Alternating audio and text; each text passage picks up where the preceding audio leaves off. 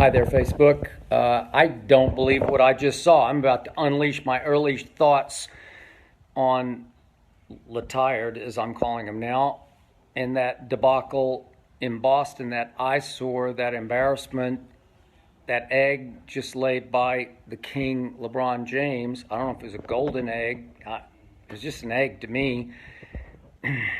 Before I get to it, just a quick cameo. I won't be too long tonight, but quick cameo from our daughter Hazel, our Maltese, 1.5 years old, fiercest, sweetest Maltese this side of Malta. She just had, I think, a bath because she was kind of smelling a little bit. I don't know what happened. Here's Hazel. Quick Hazel. Hi. Thank you. Thank you. I appreciate that. Hi. Say hi, Hazel. Say hi to LeBron. He's watching. Now, to business. To LeBron James. Again, I preface all this ahead of tomorrow's Undisputed. Sitting across the debate desk from my partner, my rival, my competitor, LeShannon Sharp. He has proclaimed LeBron James the GOAT, as in G-O-A-T, G period, O period, A period, T period, as in greatest of all time, as in greater than you-know-who. I just can't take it. I did cover Michael Jordan in Chicago. I know Michael Jordan. I'm in awe of Michael Jordan. He's the greatest competitor in any sport we have ever seen, and it's not even close. And I get somewhere between outraged and amused at LeShannon's repeated daily bombardment. Where's the GOAT mask? He's smoking a black and mild while he's got the GOAT mask on. I don't know. Maybe LeBron. I don't know what the subliminal message there is. As I said to LeShannon on the show the other day, again, you can see us from 9:30 to noon Eastern on Fox Sports 1. Undisputed. But I said to him the other day, are you trying to suggest that LeBron smokes too much? Michael Jordan did smoke cigars. You got me there. But is that why he's getting a little winded? I've never seen anything like this. I'm sorry. You can say I'm piling on, but I can't help it. The comparison is glaring. It's outrageous. It's mind-boggling that LeBron keeps getting tired during basketball games late in the season when you can see the light at the end of the tunnel. There's not that much left. I mean, silver platter for the King tonight in Boston against a team without Kyrie. They can't close. They got no closer. They struggled like just craziness to score a basket for a 7-minute stretch of game 2. I didn't think they'd ever get it home, and they did because the King ran out of gas. And tonight, they went another 6 or 7 minutes. They couldn't buy a hoop. Layups, jumpers, throwing it over the backboard, Terry Rozier. It was just laughably bad because there's no Kyrie and there's no Gordon Hayward. They don't even have Shane Larkin or Daniel Tice. And it's hard because they start a rookie, a second-year player, and a third-year player. And they couldn't close it. And it's just on this silver platter for the King to say, I got this. Nobody on Boston's roster can keep LeBron James from the rim. Nobody. You saw it, 4 or 5 times tonight where he could just spin in the lane and just gets to the glass easy and just lays it in. Marcus Morris, Jaylen Brown, Marcus Smart, Jason Tatum, you name them. Al Horford. They can't cover LeBron James at the rim. Philly would have been a different story. Philly's got those 2 nuclear weapons in the lane. Joel Embiid, Ben Simmons, they're 7 feet tall and they can defend because they can time their jumps and they play with some nastiness. And LeBron, as we saw on March the 1st at Cleveland and then last week of the season, regular season at Philly, he has a hard time against those guys. They can discourage his shot at the rim. They can frustrate him. They can change his shot, and occasionally they can block his shot. But Boston can't. And here we go again. LeBron's tired. we've seen the stats come out, the second, third level stats. Forgive me, I don't have them off the top of my head right now because I'm still reeling from what I just saw, but LeBron is one of the slowest, what was he, bottom 3 slowest players in basketball because he rests so much on offense and defense where he just stands around a lot.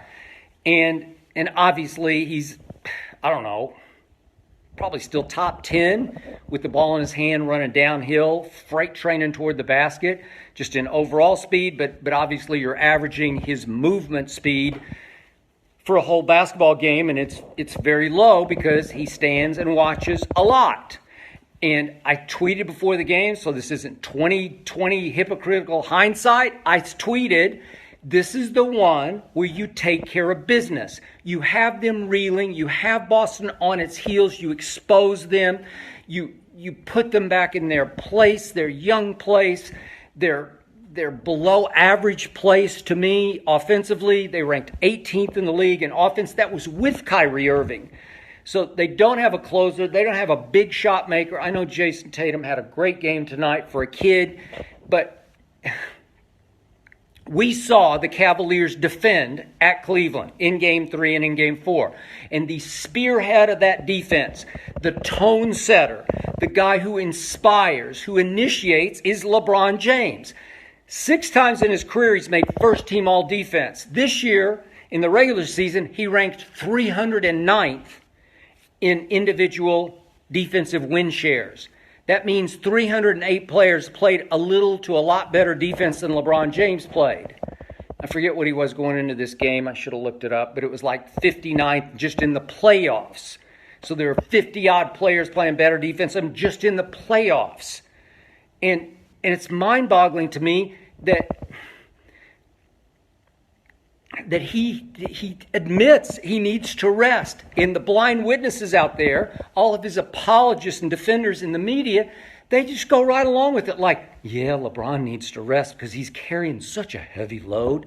Baloney, he's carrying a heavy load. He's not. He's resting on offense. Tonight, he just took a pass on offense. I've never seen anything like it. Like down the stretch, that game was winnable. We just saw Golden State last night. Lost me a whole case of Diet Mountain Dew. First one I've lost, and I think I'd won 10 straight bets from Shannon Sharp. And I lost this one when I thought it was the easiest cinch bet I'd ever had in my life because Golden State was up 12 with 10:45 left at home over Houston, and you know the rest of that story. It can happen. And yet, tonight, all I hear is LeBron's out of gas. He's holding his shorts. He's bending over. He's hands on his hip. What? This is preposterous. I thought this was the fittest athlete we've ever seen, the best conditioned, the smartest. He spends, $10 million a year on his body. Great. I can see it. He looks great in the weight room. But how can you run out of gas in basketball games when Michael Jordan 6 times led the playoffs in what's called usage rate, which means 6 times he had the ball in his hands more than anybody in the whole playoffs because he was a scoring machine, and it took a lot of effort and a lot of energy because 10 times he led the whole NBA in scoring. 10 scoring titles for Michael Jordan, only 1 for LeBron. Only once has LeBron led the playoffs in usage rate. For that matter, 8 times Michael Jordan led the whole regular season in usage rate. Scoring machine. LeBron only once has led the regular season in usage rate. So don't give me carrying a heavy load. 14 times LeBron's had teammates make the All-Star team. Kevin Love's a perennial All-Star. Only 6 times Michael Jordan had teammates who made the All-Star team. And it was Scottie Pippen every time, 6 times. But that last year at age 34, remember LeBron's now 33, at age 34, Michael Jordan made first-team all-defense for the 9th time. It's 9-6 over LeBron in first-team all-defense. LeBron's highly capable of playing defense. He was the initiator on defense in Game 3 and Game 4, and I could just tell right away tonight he was just lethargic. His team looks to him to establish.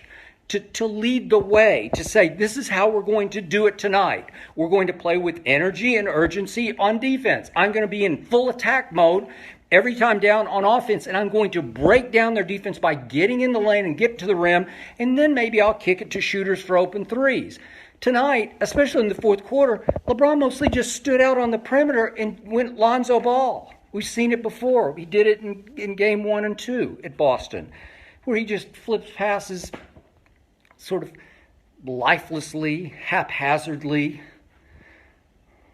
lacklusterly to the perimeter, and it just makes it so easy to defend. And then on the other end, remember, they finished 29th, the Cavaliers did, out of 30 teams in overall team defense because LeBron had such a terrible year on defense. You're telling me he's the GOAT?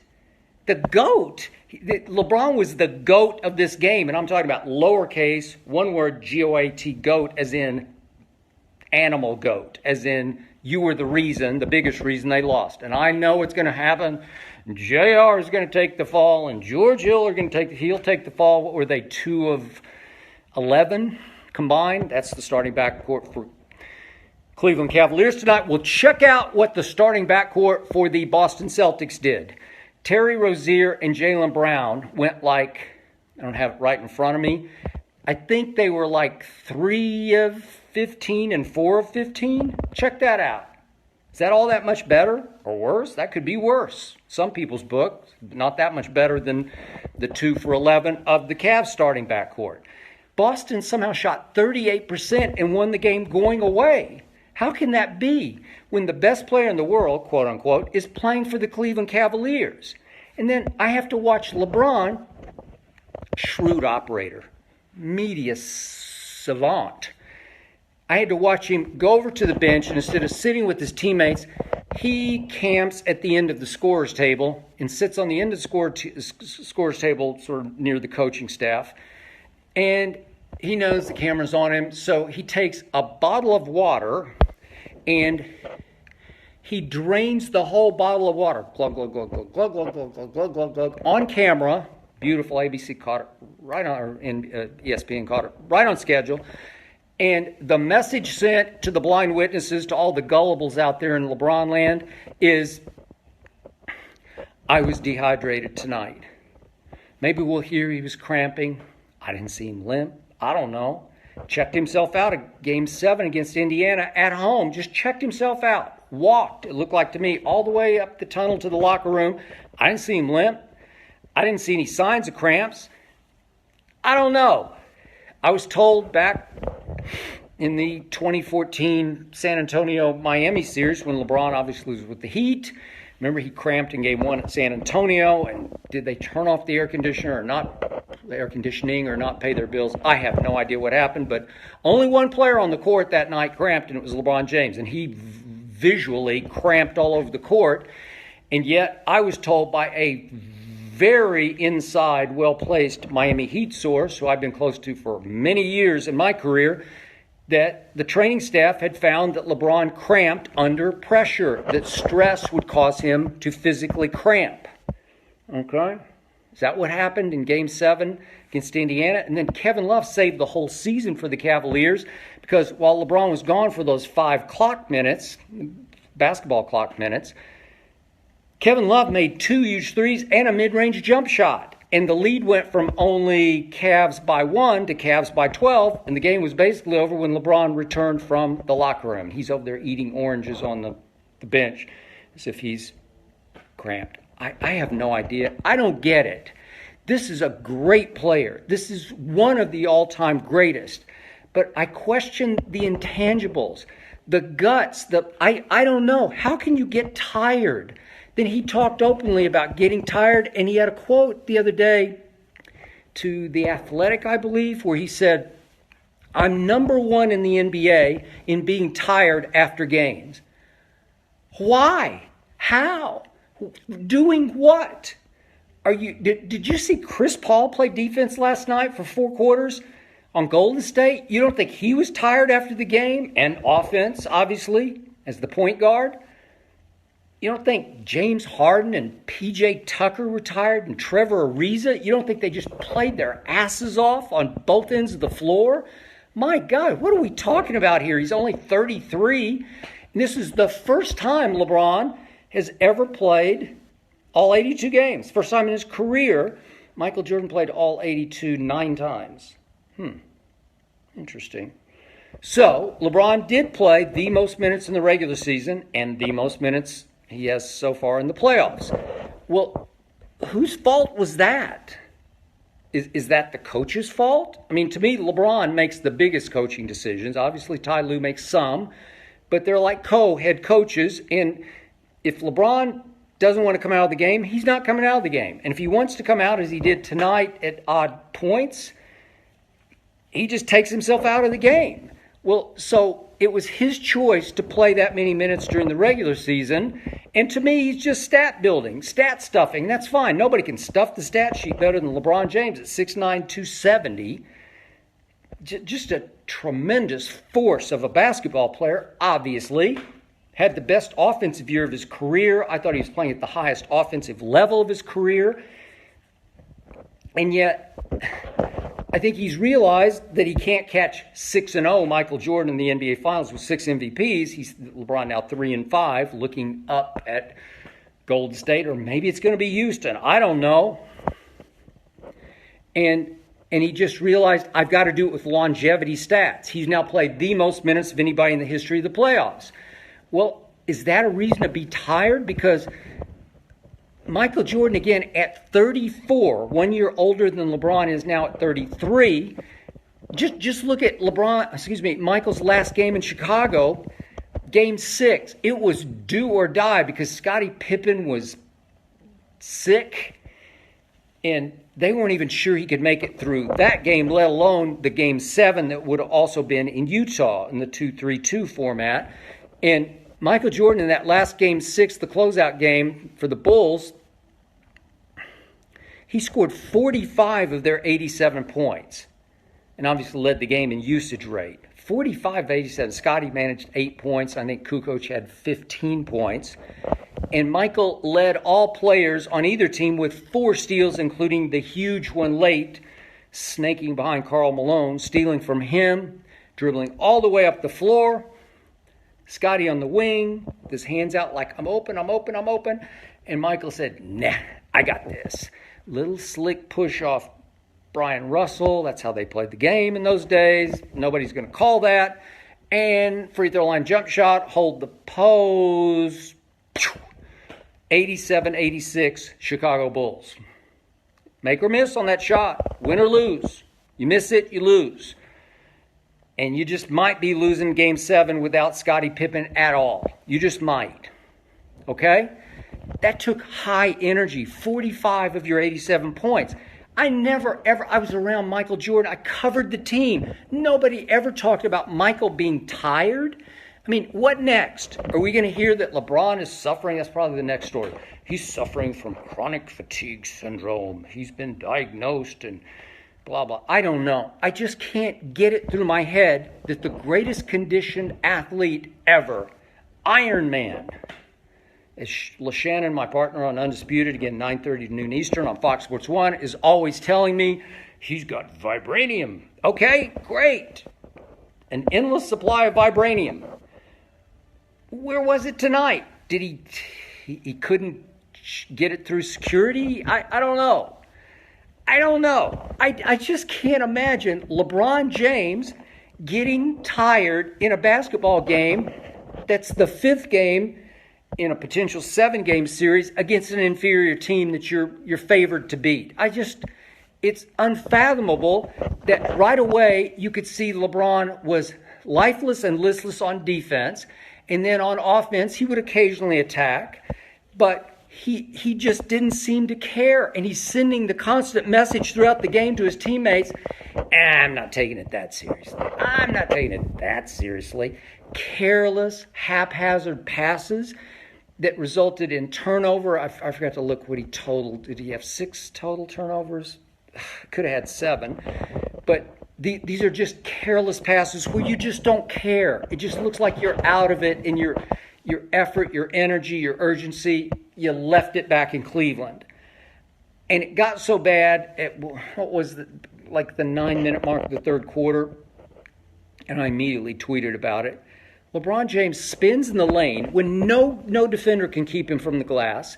He spins and shoots this sort of, I don't know, maybe it was kind of a hook shot, but it was really just a left-handed shot. A left-handed shot that hit nothing. He airballed from about 8 feet maybe, right from the middle of the lane. He shoots a left-handed air ball. Do you realize what message that sends to your teammates?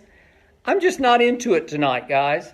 I'm not taking this seriously at all. No big deal. I'm sure LeBron's just going to sit at the podium tonight and say, I have zero concern.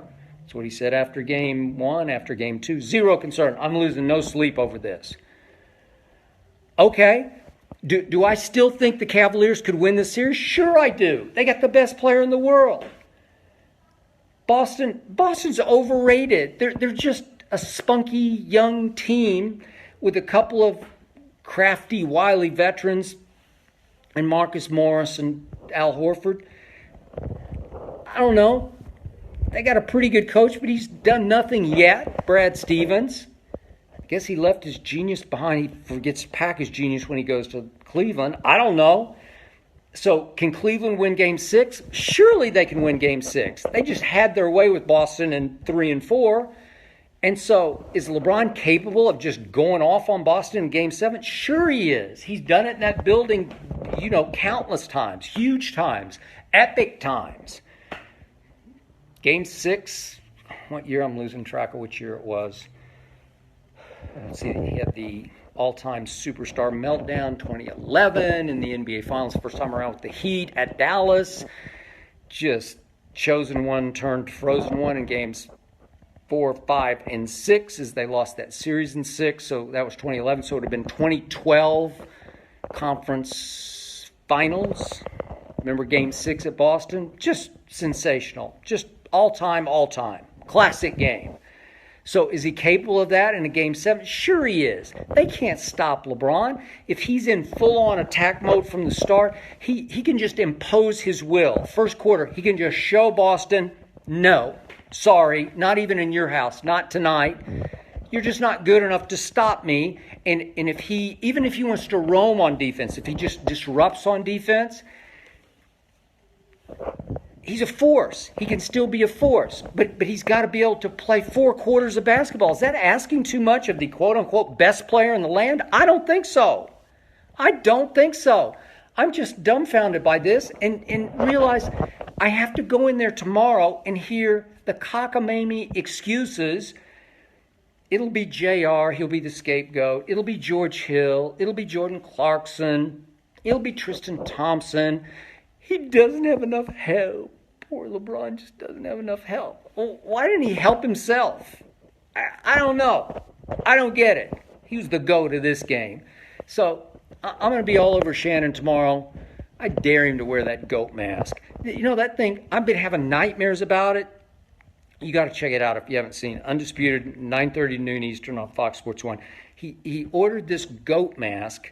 Then he does a sheep sound. Bah. I don't know what a goat does, but I'm not sure he does that. But whatever.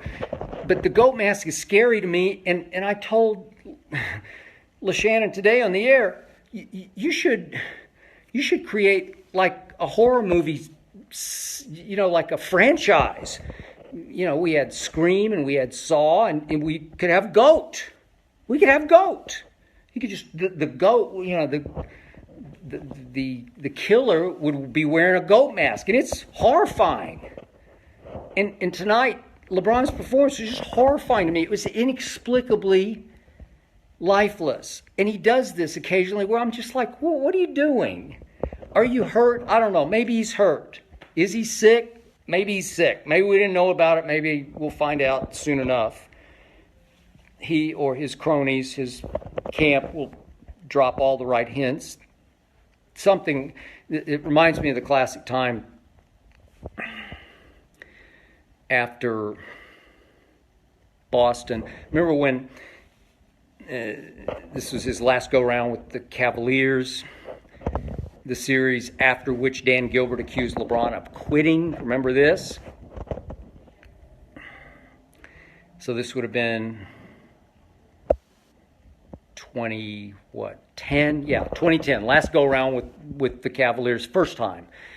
And in those playoffs, they lost to the Celtics in 6 games. Dan Gilbert just flat out accused him publicly of quitting, which led, obviously, to him taking his talents to South Beach. But remember, after that series, somebody in LeBron's camp dropped a hint to several of the key media people, including my friend Stephen A. Smith at ESPN, my former partner on First Take, that LeBron had to be sedated before those games, 4, 5, and 6, because he was having an issue, which you probably have heard the internet myth about, the urban legend about, with a teammate in the locker room and interpersonal relationships. Well, I'm sorry, I'm not buying that LeBron had to be sedated before those games. It looked like he was sedated tonight. Maybe tonight I would have believed it. I don't know. It got so bad at the end of the game, even when he did get to the rim, he's just blowing layups. And at one point, he had Terry Rozier on him late, and he attacks and gets right to the rim. He could have dunked it, and at the last second, he somehow tries to throw it to the corner to, I don't know, Kyle Korver or somebody in the far corner, and Horford just bats the ball up in the air, and it's another turnover. I was like, what are you doing? I tweeted, what are you, all caps, doing, LeBron? What are you doing? I don't know. That was the kill shot game. I'm talking about basketball kill shots here. That's the one where you, basketball terms, rip their basketball hearts out. And I even tweeted going to the fourth quarter, this is the perfect scenario where LeBron can just take it up a level, reach down for some energy, some stamina, maybe just some guts, and you just rip their hearts out, the Celtics and their fans' hearts out right in their own building, because Boston can't close. Wasn't it embarrassing watching Boston try to make a shot? It went tonight like 8 minutes of the fourth quarter. And I'm saying, they just can't get home. There's no Kyrie, there's no closer. Those kids can't close.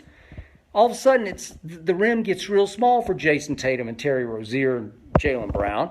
And all of a sudden, I'm thinking, here, King, take it home. Can't you just see him just attack mode, and he's just scoring, getting fouled, and one. Maybe he makes a jump shot. He wasn't very hot from perimeter tonight. I don't love it when LeBron shoots from the perimeter. I love it when he attacks. And nothing. It was right there. You could have just led the charge where you have to show your team, okay, now I'm ready.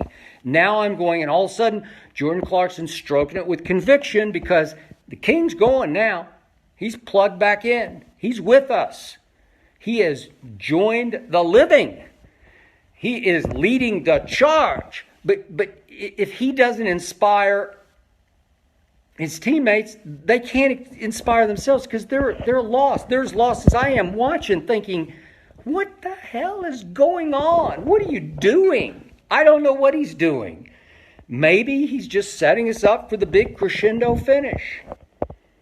Drop the mic, drop the curtain on Boston. You could, fully capable. But why would you, if you're tired, why wouldn't you just suck it up in Game 5 and just try to slam the door on them so that you could go home and literally slam it in Game 6 and be over and get, I said this on Undisputed Today, you could get, I don't know how many days, 6 or 7 days of rest you crucially, desperately need? Okay, so why wouldn't you do that? Now you just made it that much tougher when you have an opening in the West where you might not have to deal with Golden State. Maybe this is going to be a monumental upset by the Houston Rockets, who obviously, it's best 2 out of 3 now. 2 of them are in Houston. Do I think Houston's going to win Game 5? I don't. Would I bet a nickel on it or drop a Diet Mountain Dew? I would not, because, man, I got to say, and I'll say it again publicly, I'm a Kevin Durant fan. I think he's all around better than LeBron. And he, at 7 feet, really came up small at the end of the game. And the more I think about it, the worse it gets. I said it again on Undisputed. I mean, I said it over and over and over and over again this morning on Undisputed, 9:30 to noon Eastern on Fox Sports 1. Kevin Durant just blew it. He just blundered. He had the ball in his hands, 15 seconds left. He dribbles it up the floor, and he is the deadliest free throw shooter in the playoffs. He's so much better from the free throw line than LeBron James. It's a joke. Kevin Durant is, if I remember the numbers correctly, 84 of 91 in the playoffs from the free throw line. Of all those who have shot at least 45 free throws, that's number one. Percentage, 92%. LeBron is number 12 on that list. LeBron has never been a very good free throw shooter, and that just drives me nuts. He's too good a player not to, after 15 years, have improved to an 80% free throw shooter. And by the way, Shannon Sharp and I made a bet before these playoffs. He said LeBron will shoot 80% or better in the playoffs, and I laughed and said, thank you very much, and I took that bet. And I don't know what he is now, 70, maybe 74%. I don't think he'll get there. He'd have to hit one of those. He did have one real hot streak against Indiana where he made 22 in a row, and it's going to take another one of those to get him to 80 after now that they've shot such a high number of free throws. But the point is, Kevin Durant had a chance, I thought, maybe to get to the free throw line by getting to the rim, getting fouled, and it was just an abomination of a play where Steve Kerr didn't call timeout. I didn't have a problem because Houston had just bullied Golden State the whole second half in half-court offense. Just played football, basketball. Just literally knocked them out of everything, every set they tried to run. Golden State's a finesse team, and Golden State literally got its butt kicked last night. Physically whipped. Got punked. Got made to look soft and timid and unresponsive. And so Steve Kerr's thinking, well, I don't want to call timeout and let Houston set its half-court defense and just play bully ball on us again. So he just said, I'm going to let it fly. And he let Kevin dribble up the floor, and then everybody goes to the left side. Nobody clears for Kevin Durant. Steph's over there. Livingston's over there. Draymond's over there. And obviously there's a red sea of Rocket jerseys over there too. And so Durant's like, I guess I can't drive through four guys to get to the rim. And at the last second, he could have pulled up from maybe 18 or 20 feet. I think he's the deadliest mid-range jump shooter I have ever seen, ever. And he sees Clay flash down the baseline, and he bounce passes to Clay. Clay's gimpy. Clay's not hot. Clay's got to catch it running away from the basket and turn and shoot. And Trevor Ariza is all over him, all up into him. And you know the rest of the story. They were trying to desperately call timeout with 7 seconds left. Draymond's trying to call timeout. Nobody can call timeout. Kevin wants the ball back, but Clay is suffocated in the corner. He's trapped, and he throws up some prayer that misses everything. Horrendous. So Kevin Durant blew it. He had one shot. He had a bad game overall, although he still gave you 27 and 12. Not all that terrible. And yet, at least he was fighting his behind off. And He'll learn from that. You just got it. He's the alpha. He's the closer. He's the best player on that team. He's the reigning MVP from the NBA Finals. And you got to go straight up because nobody can block that shot at 7 feet tall. And just shoot it. And shoot it with conviction. I've seen him make a bunch of late walk-off type shots. And he blew it. He blundered. And yet LeBron tonight just blew the whole night. It's like he just didn't show up. Just a pathetic performance by such a great player because it was such a tired performance. What? You can't be tired. You can't be serious. You can't tell me that. I'm sorry. My mind is blown by that. Never, ever did I hear of Michael Jordan being tired. Just not. He had the flu game at Utah, previous finals. He was the opposite of tired. Played with the flu, just lit him up, played all night. I don't know. He didn't need rest. Averaged more minutes in the playoffs at 34 than even LeBron has at 33. I don't know. I can't wait. I can't wait for 9:30 Eastern It's 6:30 here in the Pacific time zone. I can't wait because I do have a lot of respect for Shannon Sharpe. He's in the Pro Football Hall of Fame. He's in good shape. He was in great shape when he played. He thinks he's in great shape now. He is not in better shape than I am. We got into it the other day about body fat. There's no way he has less body fat than I. I'm like a workout lunatic, and I'm not that proud of it, but I am proud of my body fat because it's 7%. And Shannon's round and I'm ripped. I'm sorry. It's just he wore his jersey the other day to show off his guns. Mine aren't bad, except I weigh 170 and he weighs, I don't know what he weighs, 240 maybe, 235, 40, probably, maybe more. I don't know. I'm off track. I'm off the subject. I can't wait because I do respect him to hear what comes back across the table. He will go first tomorrow in what we call our A block. The question will be something like, what happened, Shannon? And I can't wait to hear it, but I'm going to predict first words out of his mouth will be J.R. Smith and George Hill. First words. Maybe we'll get some Kyle Korver and some Tristan. It will all, his opening salvo, I predict, will be about how poor LeBron James does not have enough help. I believe he will talk for the first 4 minutes of the show, which is a long time on television, without mentioning LeBron being tired. I believe that's what will happen because I don't think the blind witnesses want to hear a word about LeBron being tired. And maybe he's right. Maybe it wasn't that big a deal. But it is to me, and I'm not going to back off, and I'm not going to back down. And again, Shannon has set the bar, the highest bar you could set, because he says he's already eclipsed Michael Jordan. He's greater than Michael Jordan, so now I have to critique his performances via the Michael Jordan bar. Okay, Jordan never had a game like that. Never, ever had a game. For that matter, he never had a 2011 finals where he melted down. He never had a 2014 finals where his team got blown off the floor by a record finals margin. That happened to LeBron James via my Spurs, who won in 5 games by a record finals margin. That never happened to Michael Jordan.